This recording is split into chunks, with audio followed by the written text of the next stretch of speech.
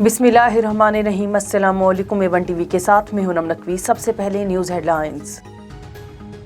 خیبر پختونخوا بلدیاتی انتخابات کا پہلا مرحلہ، 58 تحصیلوں کے نتائج مکمل۔ جمعیت علماء اسلام 19 تحصیل نشستیں جیت کر سر فہرست۔ حکمران جماعت تحریک انصاف 13 نشستوں کے ساتھ دوسرے نمبر پر، 11 آزاد امیدوار بھی جیت گئے۔ ANP نے 7 نشستیں اپنے نام کی۔ مسلم لیگ نون کو 3، جماعت اسلامی 2 اور پیپلز پارٹی کو 1 نشست ملی۔ 5 نشستوں کا رزلٹ روک دیا گیا۔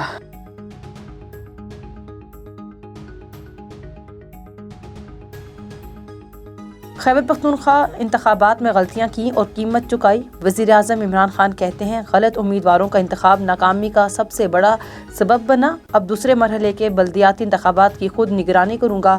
آئندہ تحریک انصاف مضبوط جماعت بن کر سامنے آئے گی۔ وفاقی وزیر فواز چودھری نے کہا، PTI کی قیادت اور کارکنان ذاتی اختلافات پس پشت ڈالیں۔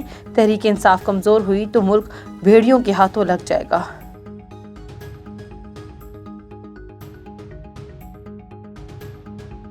بنوں کی تحصیل میر ڈومیل میں 8 پولنگ اسٹیشنوں پر ری پولنگ کے لیے مراسلہ ارسال۔ 8 پولنگ اسٹیشنوں میں امن و امان کی صورتحال کی وجہ سے پولنگ روکی گئی تھی۔ حکومتی کرپشن پر چیئرمین نیب خاموش ہیں۔ رہنما نون لیگ شاہد خاقان عباسی نے تنقید کے تیر برسا دیے۔ کہتے ہیں، سب کا ایک دن احتساب ہوگا۔ PTI کی حالت سب کے سامنے ہے۔ سابق وزیر داخلہ احسن اقبال نے کہا، حکومت نے عوام کے لیے 1% کام نہیں کیا۔ پورے ملک میں گیس بحران ہے۔ عوام سے جھوٹے وعدے کیے گئے۔ معیشت کی اینٹ سے اینٹ بچا دی گئی۔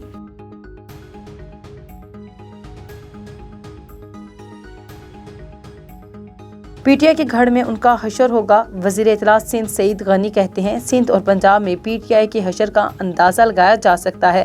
الیکشن میں نوجوانوں سے جھوٹے وعدے کر کے ووٹ لیا گیا۔ تمام صوبوں میں امید کی کرن، بلاول بھٹو زرداری ہیں۔ سپریم کورٹ نے اسحاق ڈار کی نااہلی کے لیے دائر درخواست عدم پیروی پر خارج کر دی۔ اسحاق ڈار کی بطور سینیٹر ممبرشپ کا کوئی نوٹیفکیشن روکنے کا حکم میں امتناع ختم ہو گیا۔ ادھر اسحاق ڈار کی سینیٹ نشست خالی قرار دینے کے حوالے سے بڑی پیش رفت۔ حکم امتناع ختم ہونے پر اسحاق ڈار کی کامیابی کا نوٹیفکیشن جاری کیا جائے گا۔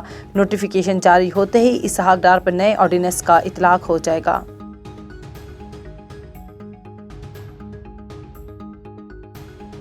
وزیر اعظم کی زیر صدارت وفاقی کابینہ کا اجلاس آج ہوگا۔ مہنگائی کی صورتحال پر بریفنگ، 14 نکاتی ایجنڈے میں شامل۔ کابینہ کو OIC اجلاس کے بارے میں اعتماد میں لیا جائے گا۔ بیرونی قرضوں اور سود کی ادائیگی میں ٹیکس چھوٹ کی منظوری دی جائے گی۔ سری لنکن شہری پریاناتھا کمارا کیس 34 ملزمان کو آج دوبارہ گوجرانوالا کی انسداد دہشت گردی عدالت میں پیش کیا جائے گا۔ پولیس کی جانب سے عدالت سے ملزمان کی مزید جسمانی ریمانڈ کی استدعا کی جائے گی۔ ہیڈ لائن سے فی الوقت اتنا ہی۔ مزید خبروں سے باخبر رہنے کے لیے دیکھتے رہیے A1 TV۔